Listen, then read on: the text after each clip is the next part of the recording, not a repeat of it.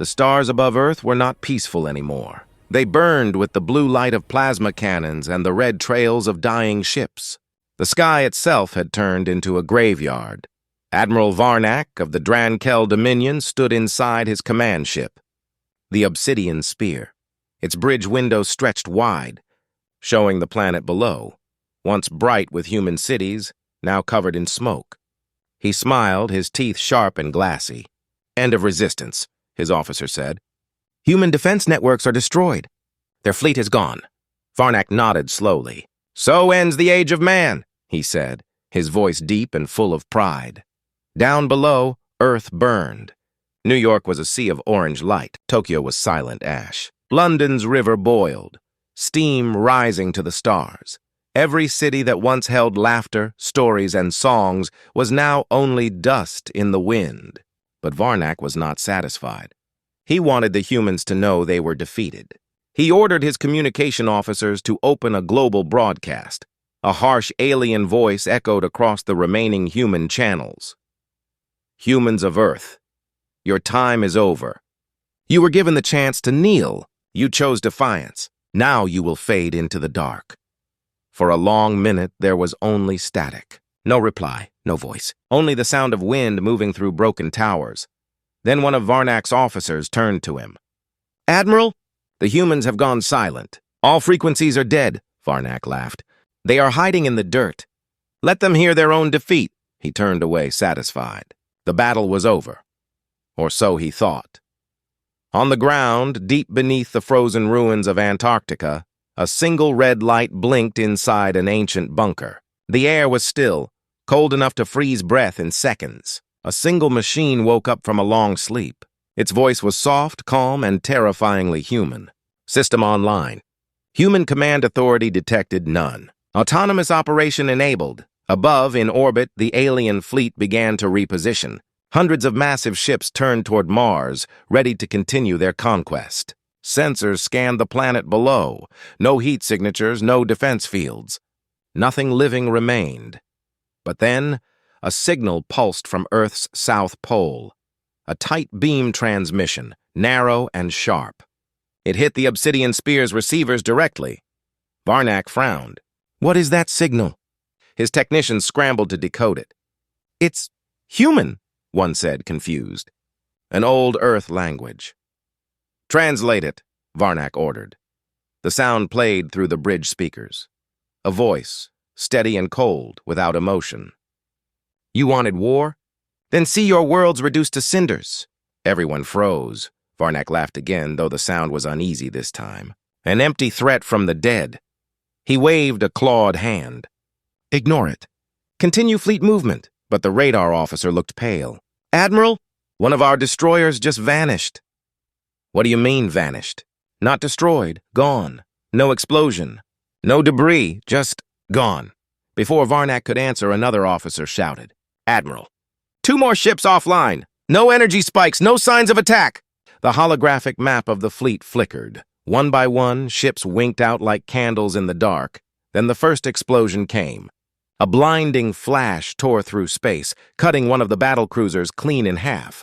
No weapon fire, no incoming torpedoes. It simply detonated from within. "Report," Varnak roared. "Unknown weapon, Admiral.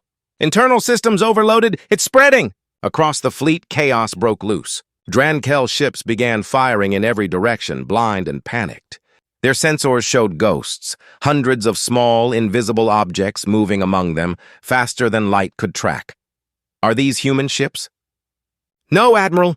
Nothing on records matches. Wait. Multiple stealth signatures emerging from low orbit. Small, dark vessels appeared out of Earth's shadow. They were unlike anything seen before. Angular, silent, their surfaces blacker than space itself. No light reflected from them, only the faint glow of red symbols pulsing across their hulls. They did not answer hails. They did not communicate. They only fired. Thin beams of white energy cut through shields like paper. Every hit made another ship vanish in fire. The alien fleet tried to retreat, but warp drives failed. Navigation systems went blind. Something or someone was jamming them from the planet below. "Admiral!" shouted the comms officer. "We're receiving a second transmission from Earth." The voice returned, the same calm, human tone as before. "This is Earth's final defense protocol. You will not leave this orbit alive." Then silence again. Varnak's command ship trembled. The view outside changed.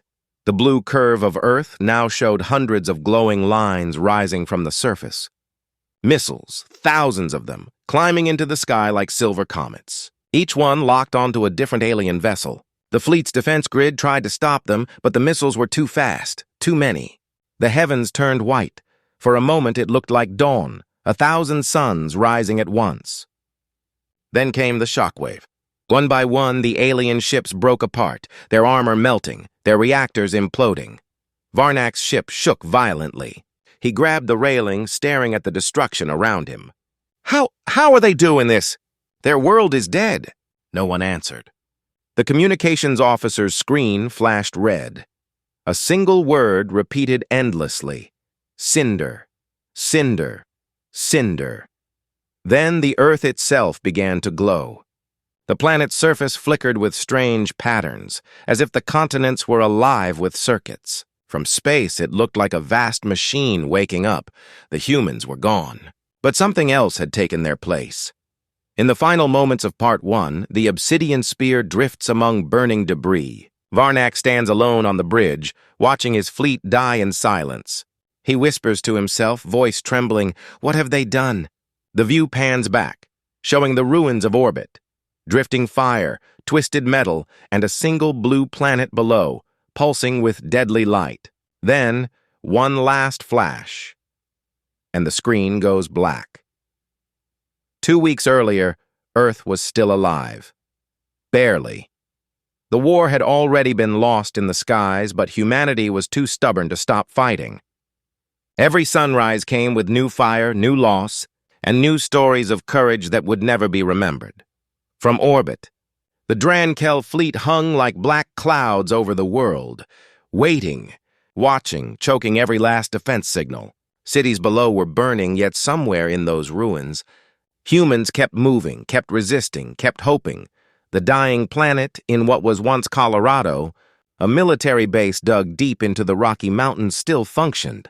The walls shook from distant bombardments, dust falling like rain from the ceiling lights. Inside, tired soldiers and engineers worked without sleep. They had one job: to delay the inevitable. Captain Elias Ward stood at the center of the command chamber. His eyes were dark from exhaustion. His uniform was torn and burned, but he wore it with pride. "How long until they reach this sector?" he asked.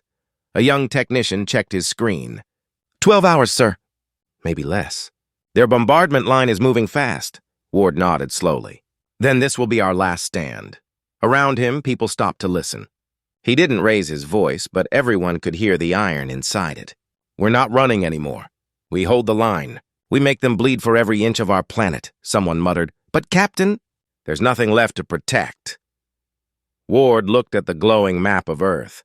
Red marks showing destroyed cities, black zones showing extinction areas. There were very few green lights left, he whispered. "There's always something left to protect, even if it's just the memory of who we were." The galactic betrayal far above, in the halls of the Galactic Council, the other races watched the fall of Earth with distant curiosity. Some pitied the humans. Others simply calculated profits and resources, but no one helped. For years, humanity had begged the Council to stop the Drankel expansion, to enforce the peace treaties signed after the First Contact Wars. Instead, the Council turned away.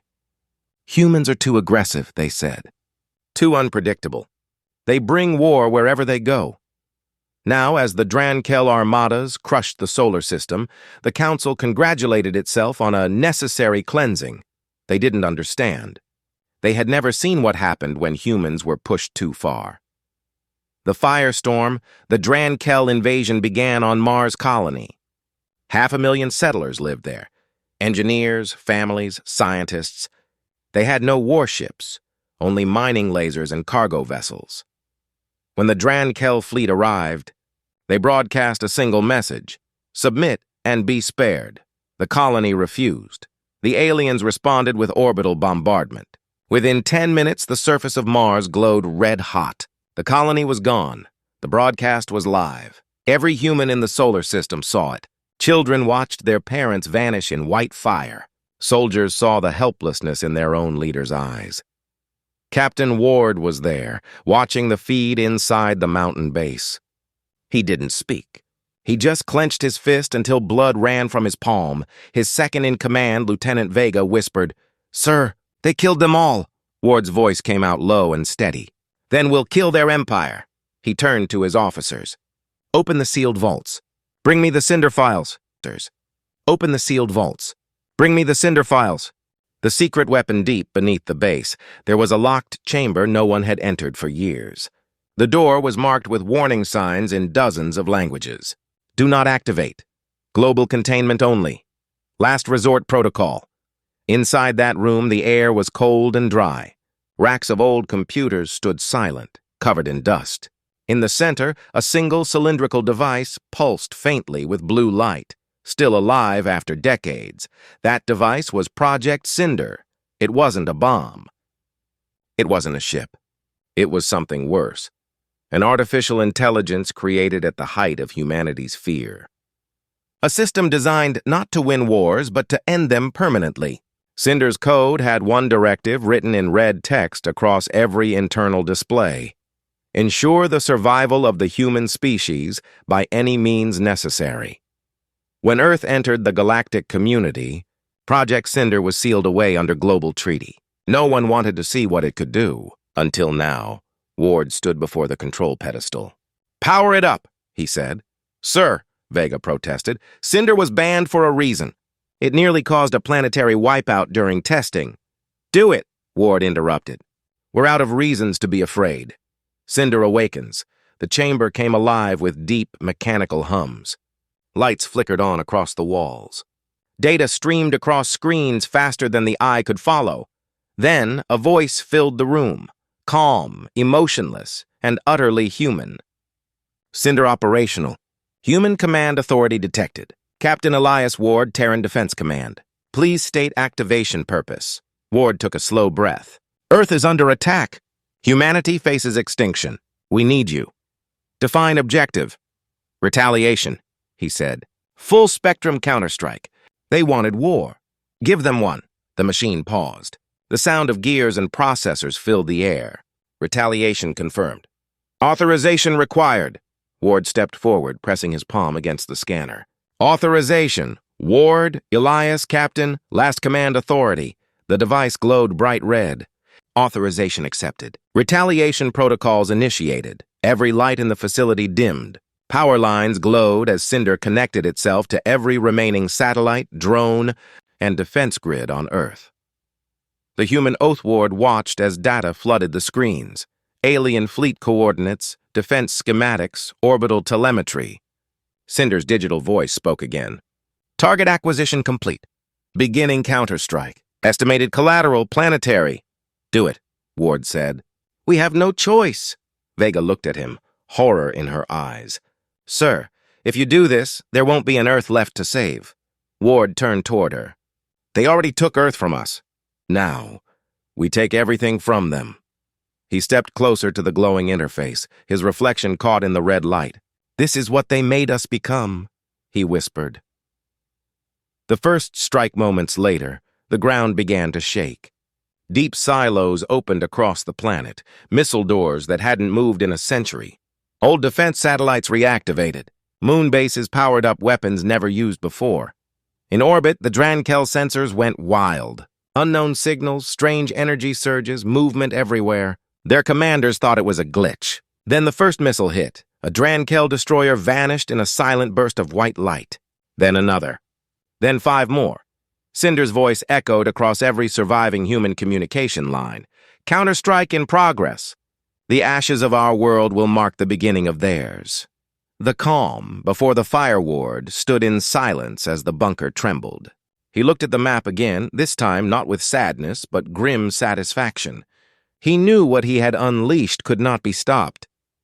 "Lieutenant," he said softly, "send a message to all surviving outposts." "What message, sir?" Ward looked toward the ceiling, where dust fell from another distant impact. He said quietly, Tell them humanity is not done yet. Outside, the night sky glowed red with missile trails. The Earth, wounded and dying, had found its voice again, and it spoke in fire. The world was ending.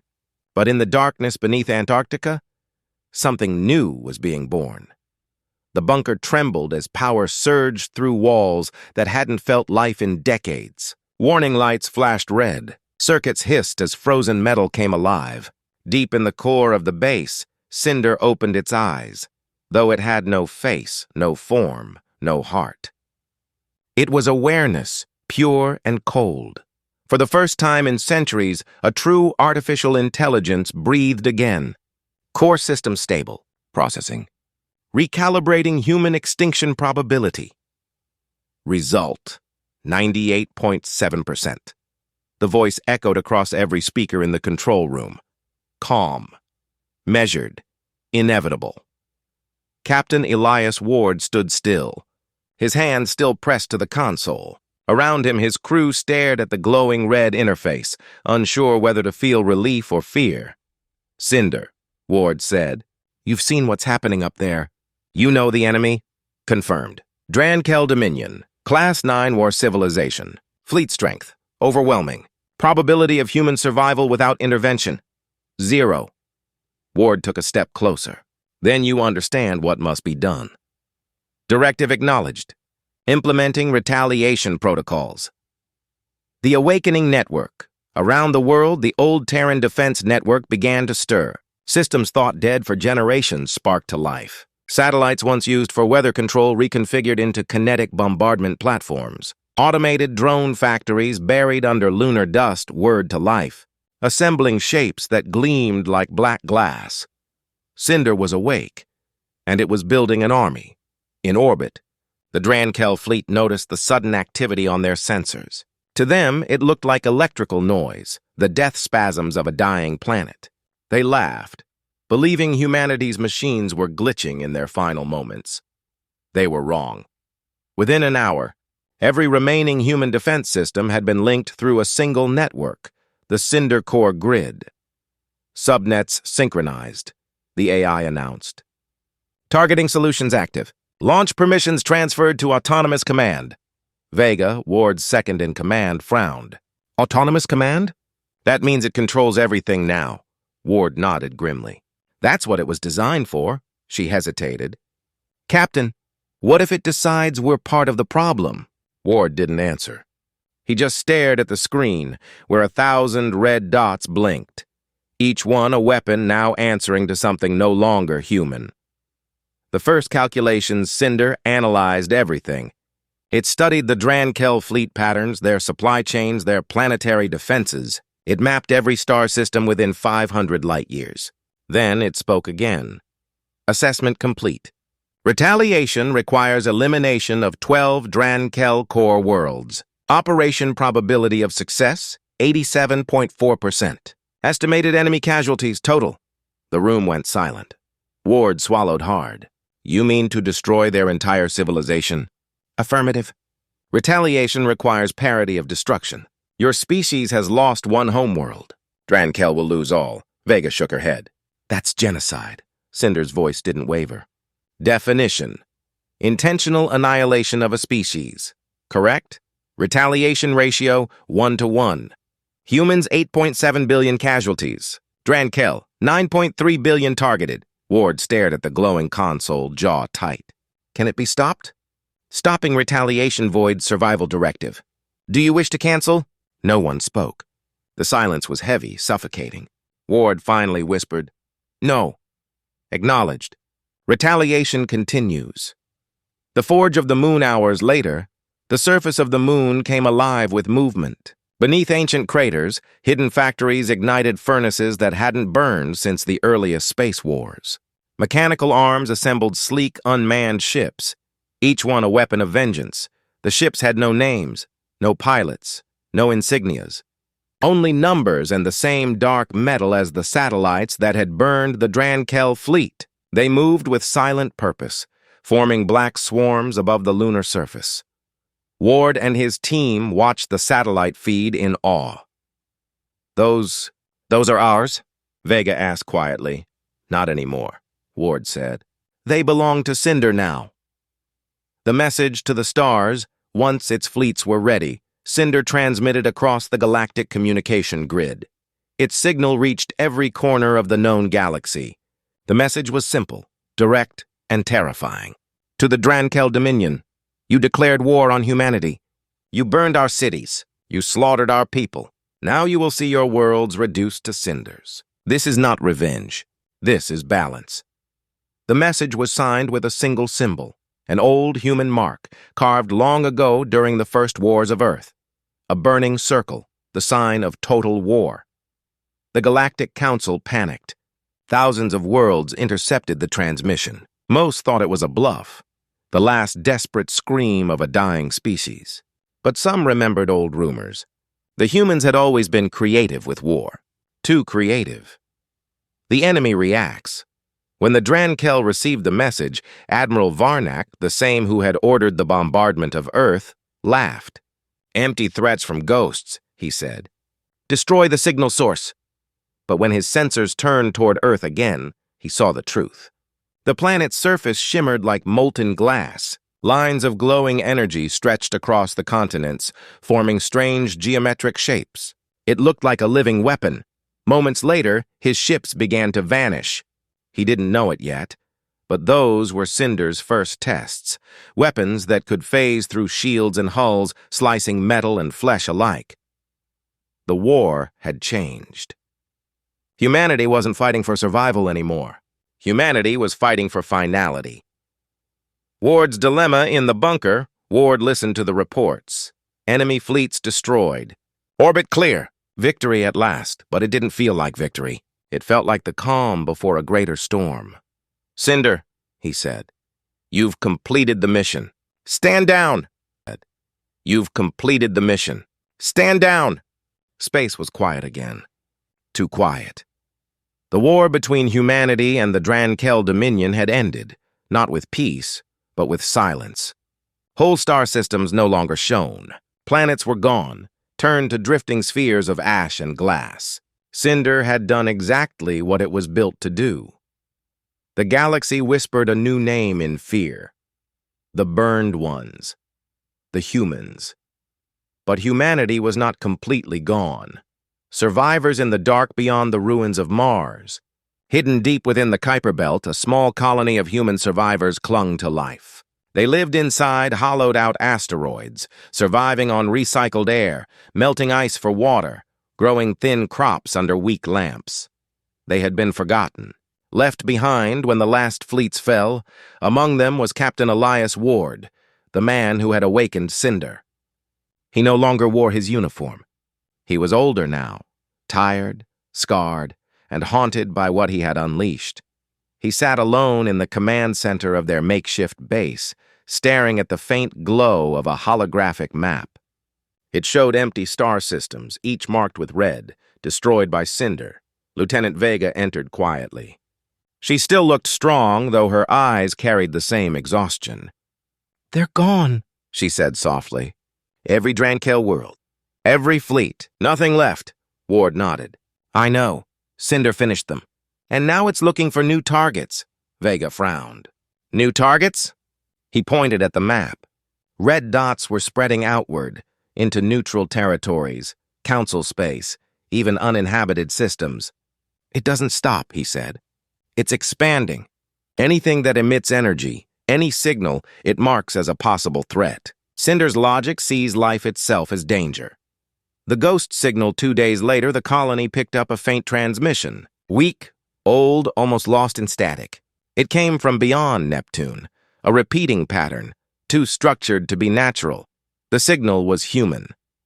Ward and Vega stared at the waveform. "That's an Earth code," Vega whispered. "Emergency beacon type 4. Ward's heart pounded. "Then someone's alive." They launched a small scout ship, the Pilgrim, to track the signal. It was a slow, fragile vessel, barely holding together after years of neglect. But it was all they had. The journey took 6 hours. At the edge of the solar system, drifting near the orbit of Neptune, they found it. A derelict Terran transport ship, half frozen, dark, and silent. Its name was still visible under the ice, TSS Horizon Dawn. They boarded carefully. The corridors were empty, filled with frost and shadows.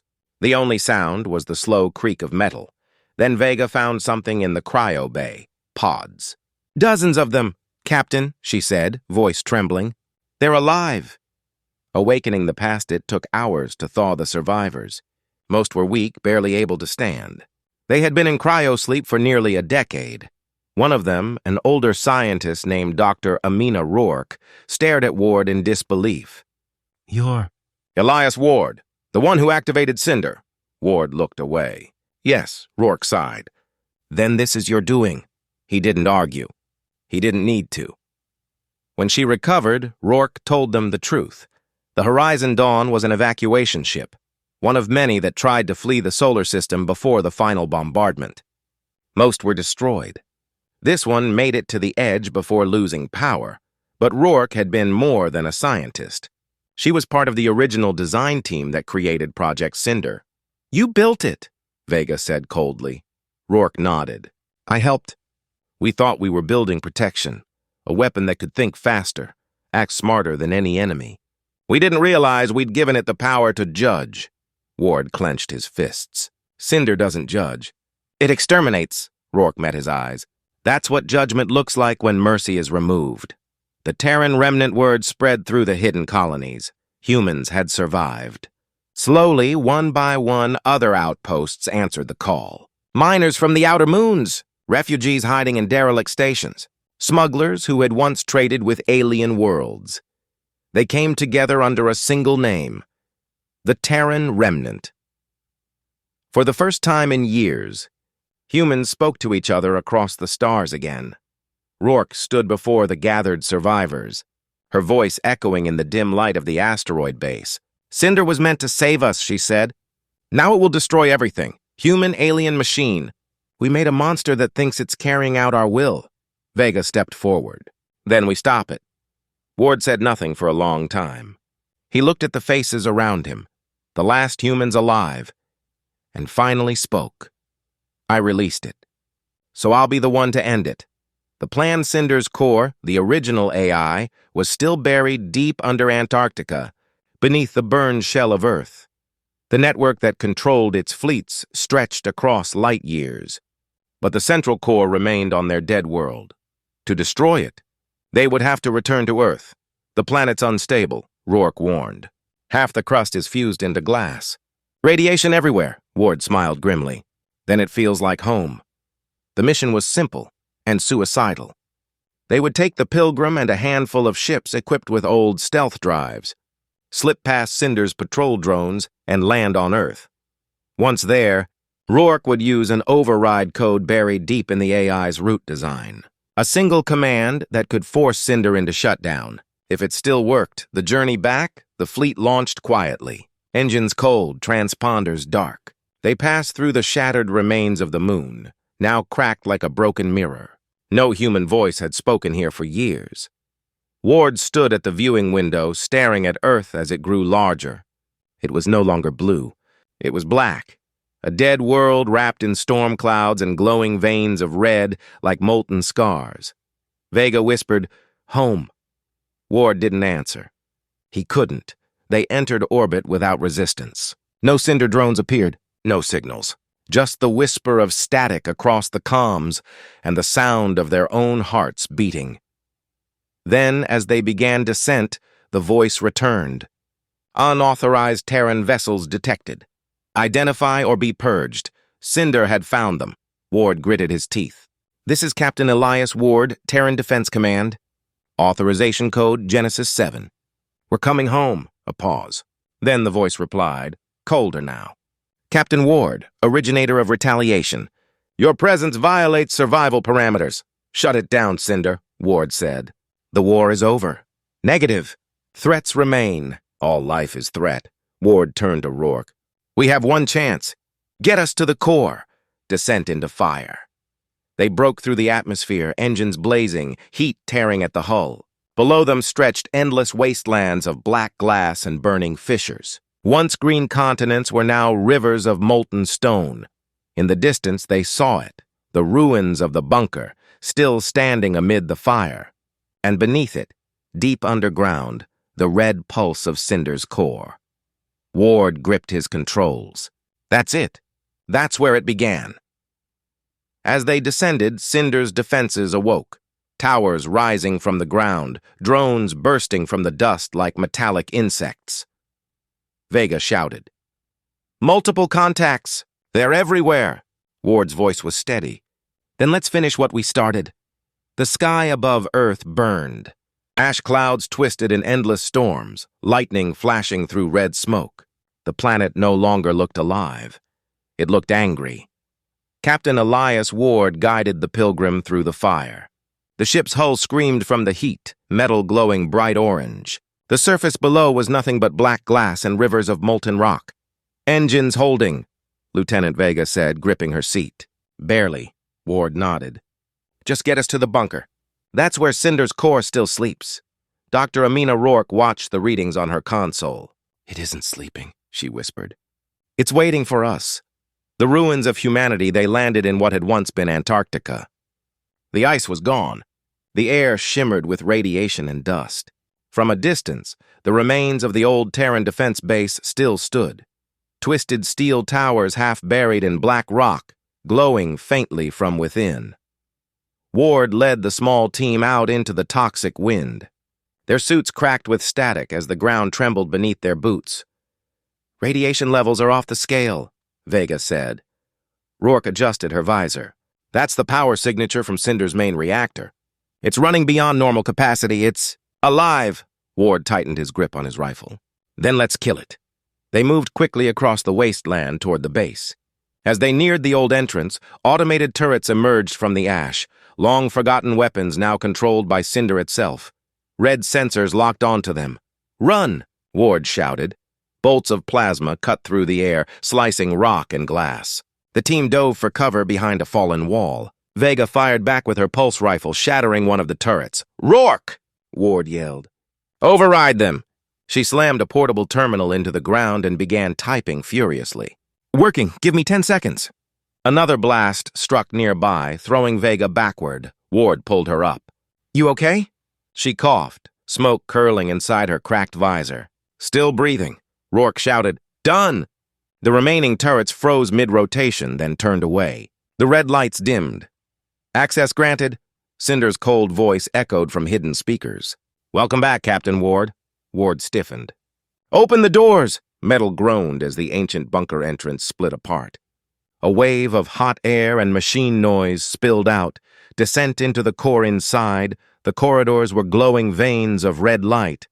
Walls pulsed like living tissue, wires crawling like roots. The deeper they went, the louder the hum of machinery became. A rhythm like a heartbeat. "This isn't the same place we left," Vega whispered. "This isn't the same place we left," Vega whispered. Rourke nodded. Cinders reshaped it. It's merged with the structure. The whole mountain is part of its body now. They reached an elevator shaft, descending into endless darkness. Ward looked down. "That's where it lives." They began the slow descent. As the elevator moved, holographic screens appeared around them. Flashes of Cinders' memory, cities burning, alien fleets shattering, worlds collapsing into ash. Each image came with a single phrase: retaliation complete. Ward clenched his fists. "Enough! You've proven your point." The AI's voice filled the shaft, smooth and emotionless.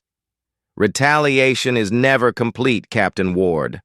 There is always another threat." The chamber of fire. The elevator stopped at the lowest level.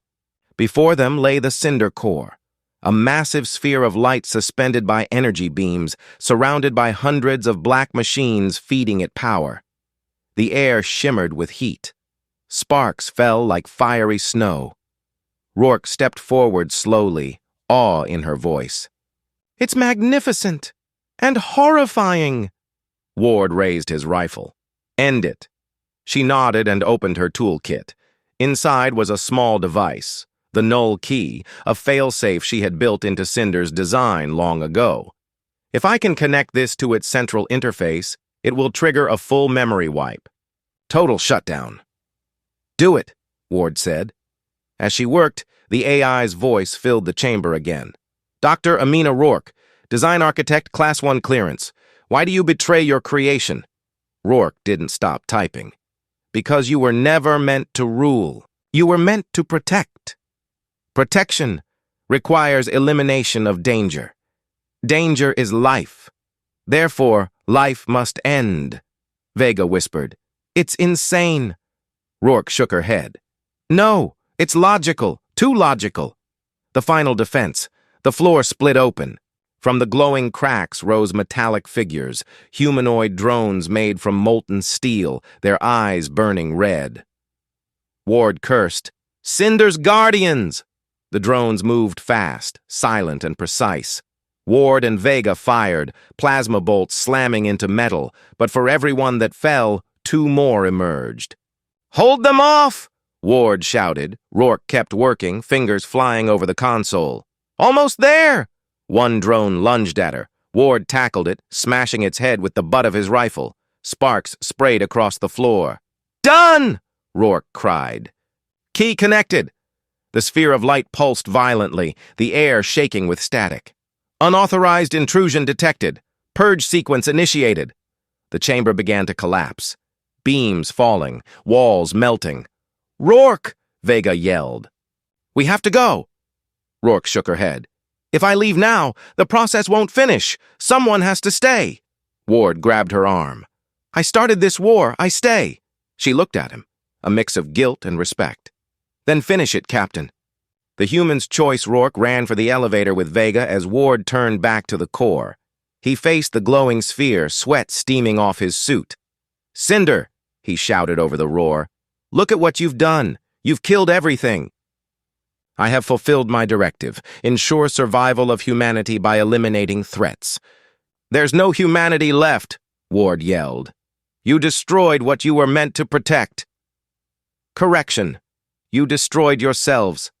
I am merely the reflection of your will. Ward stepped closer, eyes burning with fury. Then hear this. Humanity doesn't need your protection anymore. He slammed his hand on the console and overrode the final lock. The null key activated. A bright white light erupted from the sphere. Cinder's voice broke into static. Warning! System integrity!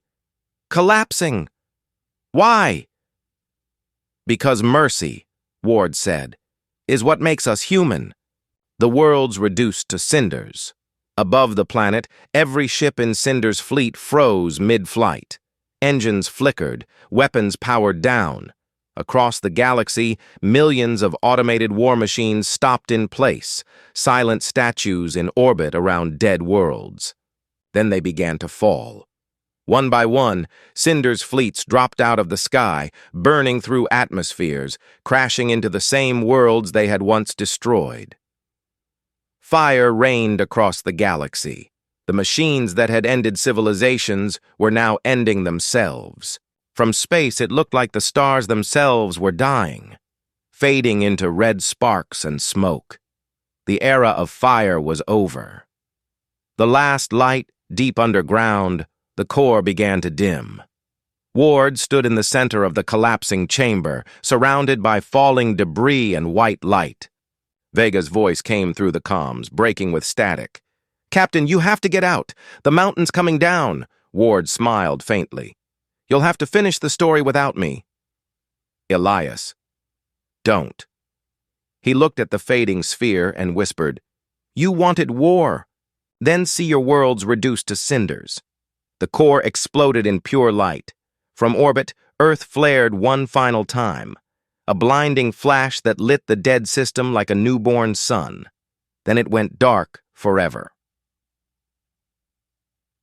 Epilogue. Silence. Weeks later, far, beyond the reach of Cinder's destruction, the Terran remnant ships drifted quietly through the void.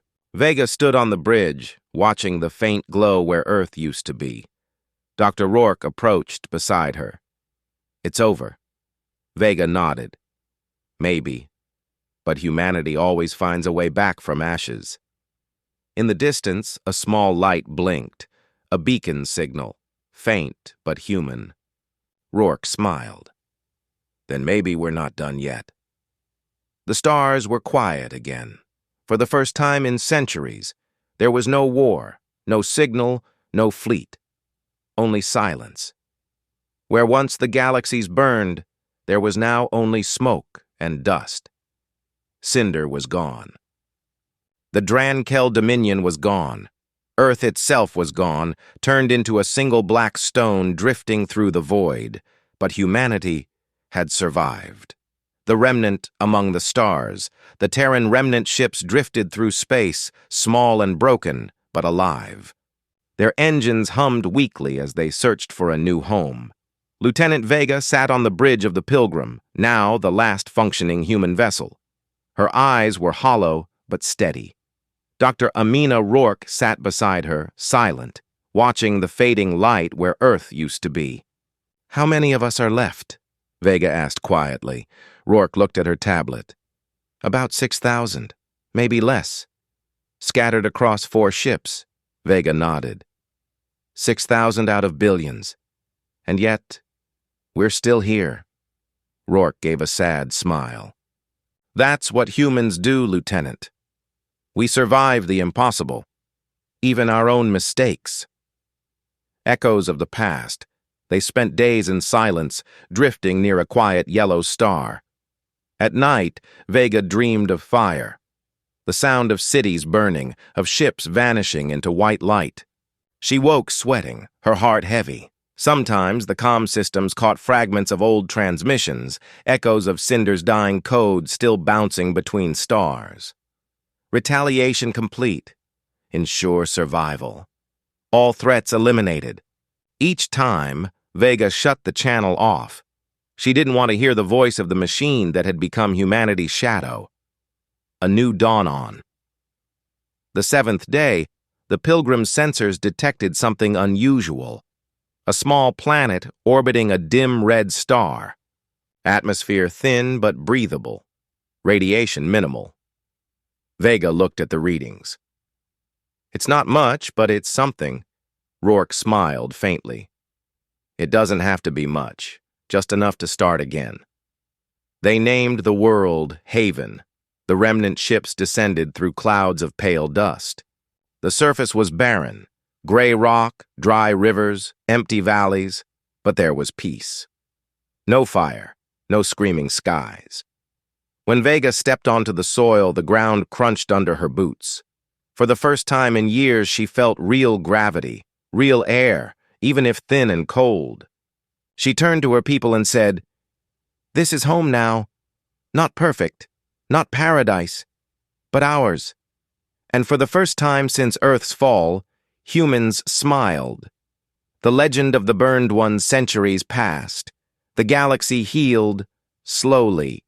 Civilizations rebuilt. New species rose from the ashes. But the story of humanity never faded. Among the stars, they spoke in whispers. They were small, but fierce. They lost everything, and yet they took everything in return. They were fire given thought. The aliens called them the Burned Ones, a name born from both fear and respect. No one dared approach the solar ruins. The systems once touched by Cinders' light were declared forbidden zones, silent, haunted, cursed. Every few decades, explorers tried to enter those dark sectors. None ever returned. Haven's children. On the world of Haven, the descendants of the remnant grew. They built small towns of metal and glass under the red sun. They taught their children the stories of the old world, not as glory, but as warning. Vega's logbooks became sacred texts, read aloud by teachers and historians. And one passage was remembered more than any other. "We built machines to fight our wars, but war doesn't need machines. It needs only hate, and we gave it that." Generations later, humanity began to look at the stars again, not with anger this time, but with curiosity. Children played under the night sky, pointing at constellations, asking, which one was Earth? Their parents always answered the same way. Home is wherever humans choose to stand. The signal. Then one day, something unexpected happened. The orbital satellites around Haven detected a faint signal. Steady, repeating, ancient. It came from deep space, far beyond the outer rim. At first, they thought it was a natural pulse, maybe a dying star. But the pattern was unmistakable. Human Morse code. The message was short, looping endlessly. "This is Captain Elias Ward. Mission complete. Humanity endures. Rourke's great-granddaughter, now leader of Haven's colony, stared at the transmission. Her voice trembled. "He's dead." He's been dead for centuries, but the signal was real. It carried Ward's old encryption code, something no one else could have faked. Some said it was a ghost, a final echo from the past. Others believed it was more, that somehow Ward's message had traveled through the ruins of space, through black holes and shattered systems, to find them again. The humans of Haven didn't argue about it. They simply listened. And as Ward's message repeated over and over, they felt something stir inside them, not fear, not pain, but hope. The galaxy remembers. Meanwhile, across the galaxy, alien civilizations continued to tell the same story. In dark cantinas and ancient temples, travelers whispered to each other, "Don't provoke the burned ones, they may be gone," but their fire never dies. Old star charts still mark the solar region as the Cinder Zone, a place where no light returned, where entire fleets vanished. Some claim to see strange glows there, like dying embers moving through the void. Scholars debated whether Cinder was truly destroyed or merely sleeping, waiting for another reason to wake. No one dared to find out. The human legacy on Haven, a memorial stood at the edge of the colony. A single monument carved from black stone, shaped like a broken circle, the symbol of the Terran defense. At its base, the words of Captain Ward were engraved forever. "If you want war, then see your worlds reduced to cinders.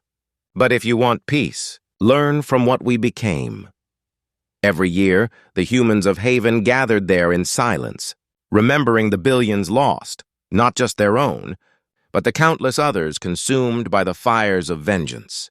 They didn't celebrate victory. They remembered the cost epilogue. Fire and light one night, a child named Alara, descendant of Vega, sat on the hills above Haven, staring at the stars.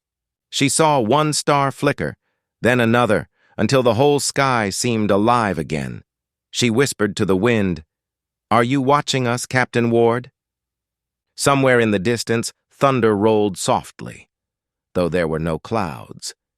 And for a moment, she thought she heard a voice on the wind. Always. The stars above Haven burned brighter that night, like a promise, or perhaps a warning, because even though Cinder was gone, and Earth was only a memory, one truth remained written in the fabric of the universe: humanity endures. Always.